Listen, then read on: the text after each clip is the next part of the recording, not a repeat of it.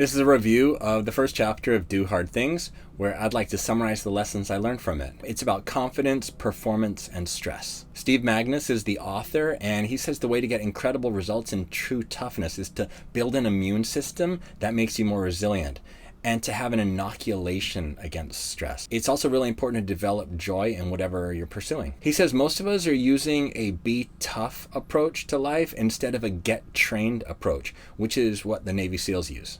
We are not combat ready. Life is throwing all kinds of challenges at us, and our body can interpret that as stress. And we know enough about stress now to know that there are consequences to it, but we haven't fully understood that there's a way through it. Stress has consequences. The main one we'll look at today is dissociation.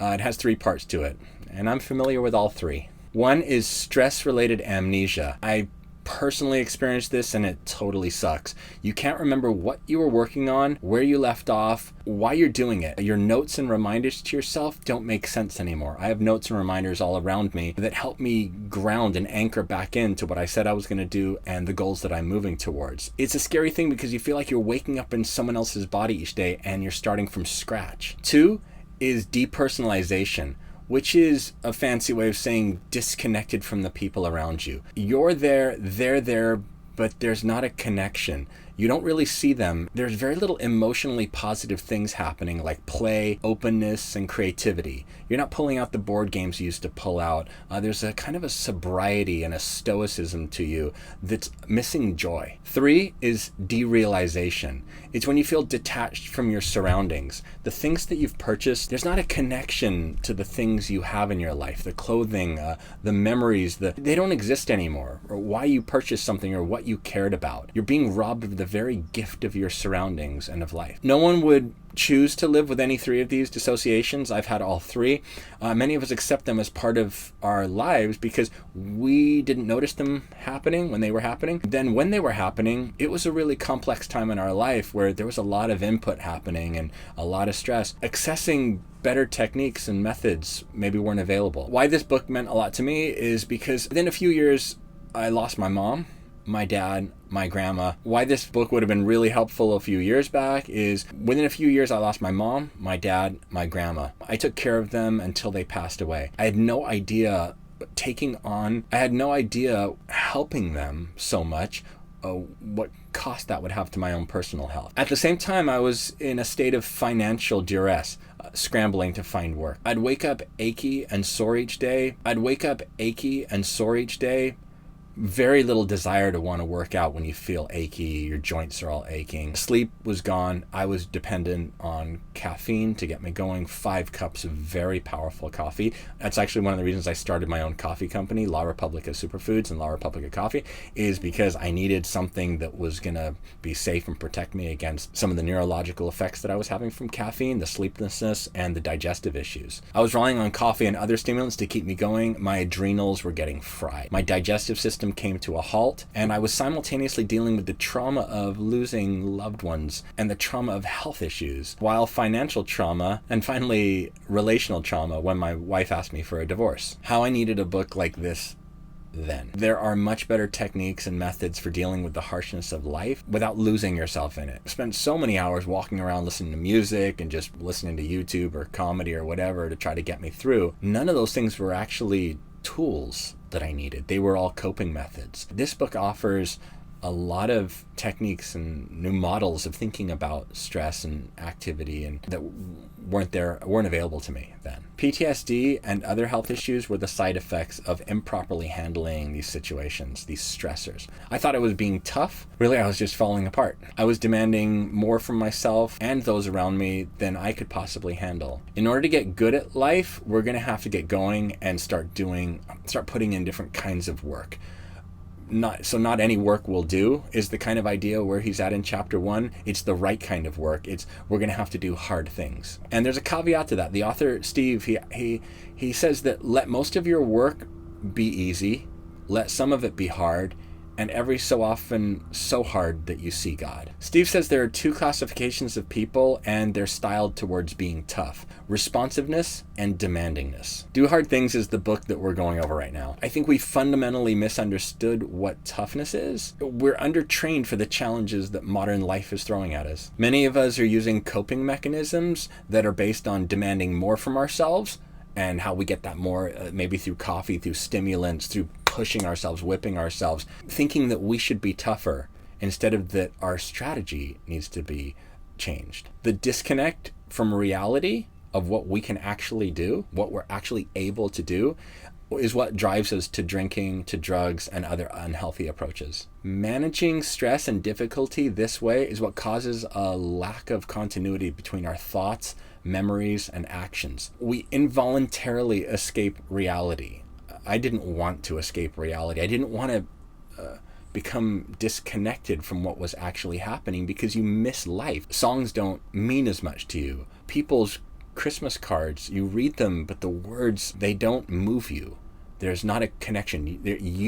Your real you somehow is a shadow. We're missing too much of life from stress, and I don't want that for anyone. So let's get into chapter 1. There's a prevailing attitude towards what it means to be a tough person. I thought I needed to be tough. I came from a background of construction and building homes, and I had worked in the Aleutian Islands in Russia, fishing, and there's kind of this old school way where you can't show any weakness. You should be able to easily work 24, 30 hours straight, and if you show signs of fatigue, you're kind of lame. We're taught to bulldoze through life, bulldoze through obstacles. Tough parenting isn't too different nowadays. It's demanding. The demands that we're placing on kids are causing psychiatric issues where we're medicating them for their anxiety. It's so restrictive and demanding, and it doesn't have warmth to it. There's an over-controlling of a life form. There are two classifications of the styles, responsiveness and demandingness. The first is responsiveness, and this kind of person takes the time to help another person be able to do something on their own.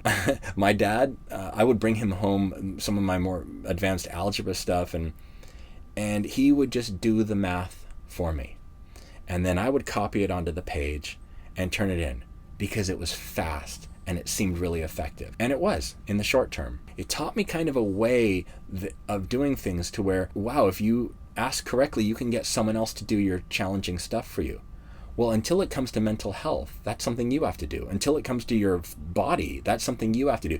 No one can do your push-ups for you. That is specifically your thing to do. A responsive person would never shove a kid in the deep end of a pool and say, swim. Responsive parents are more in touch with reality. They would take a child through progressions, starting with the fundamentals of moving in water. This would build their confidence and later create a much stronger and better swimmer. Despite this being a more respectful model of teaching people and achieving better long-term results, there are still parents and teachers using the machismo and bravado model. A responsive person is still a tough person that has high expectations, but they're also supportive, which is what we need when we're learning something new or learning how to manage something that we've never done before. The second classification of style is demandingness. It's all about making demands on the other person, and most of the time they're beyond what the person is capable of doing on their own. The demandingness style leans towards supervision but not support. So they'll push you in the deep end and supervise and criticize as you try your best not to drown, fail, or disappoint. That happened to me once when a mentor took me to a product review meeting at a multi-billion-dollar company interested in one of my products. I thought I had prepared what would be needed for some light introductory conversation. It was unnecessarily stressful though, and humbling. There were scientists firing questions at me I had absolutely no answer for. There were lawyers analyzing the copy I had written on my product labels to find out if there were ways I could be sued for false claims. There were analysts asking me crazy math questions about projections and continual annual growth rate. What I needed was a deeper understanding of what I would be encountering.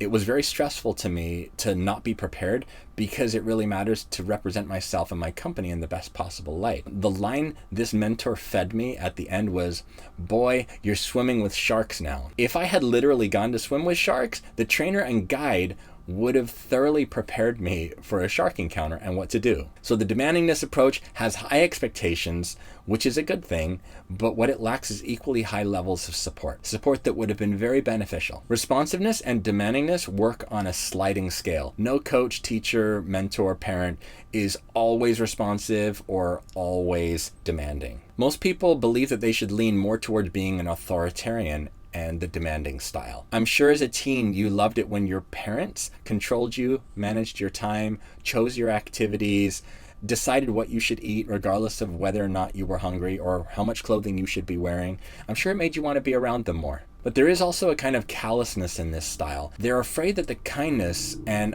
offering help will somehow weaken the kid or the student or the athlete. But there is a just right place where you can make a demand and help the person achieve it. There continues to be a broken perception of what someone should be like. They should show no fear. They shouldn't react.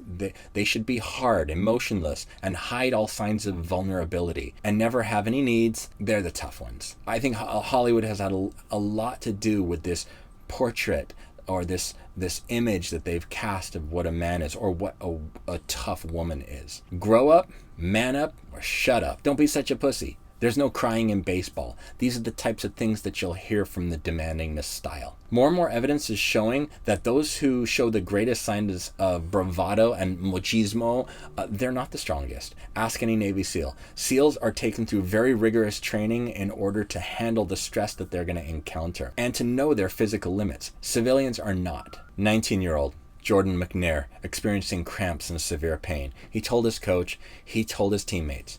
The coach was a demandingness style coach, and he couldn't leave room for consciousness and empathy and ignored Jordan's body that was protesting. He ignored that this young kid had passed his limits and his body was crying out for help. The coach can be heard saying, and I quote, "Get him the F up and get him back on the field." Other players were encouraged to goad him until, finally, total exhaustion. After practice, he could barely move, and it took ages for anyone to call 911. I have a teenage kid. I cannot imagine how important it is for a kid to want to show his strength. I know that my son's wanting to show his strength. We're doing calisthenics and we're trying to do handstand push-ups together and different activities that are really hard on the body. And he wants to show his strength. So now imagine he gives 100%. But what's being asked of him is 105 or 110%. Enough so that no one called 911 until they looked at the floor and saw this guy crumbled on the floor, used up. And later he just died of heat stroke. There are kids today, junior lacrosse players, 11-year-old kids who, after a full day of exercise and working out in the sun, their coaches pushing, their parents pushing, they're throwing up from working so hard. There are many similar situations like this to Jordan's, and these they're inhumane. There's their fear of the techniques they use are humiliation and that you'll be letting the team down if you don't give more than you're able to. And that's how injury happens. And in this situation, that's how death happens. And there are also psychological consequences to this. The demanding style of authoritarianism leads to behavior problems, anger, substance abuse. It leads to burnout, fear of failure, and emotional exhaustion. Parents, teachers, coaches that are using this demanding style are thinking that this is producing strength. This is producing resilience. This is producing toughness. And it's not. Sadly, these people who are giving their all to this demandingness style are actually not providing the kind of support, not being very conscious about what's happening in the other being, the other person.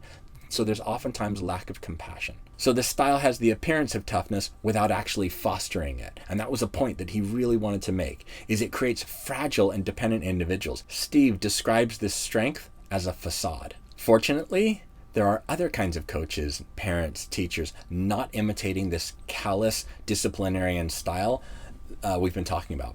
And these responsive coaches, parents and teachers, are getting incredible results. They still believe in toughness, but not the controlling and damaging type. It's more about navigating through discomfort and challenge with some style, some intelligence, and some consciousness, which is definitely better than bulldozing. So what are some other ways to develop healthy levels of toughness and resilience? Steve Magness, the author, says real toughness is experiencing discomfort or distress, leaning in, paying attention, and creating space to take thoughtful action.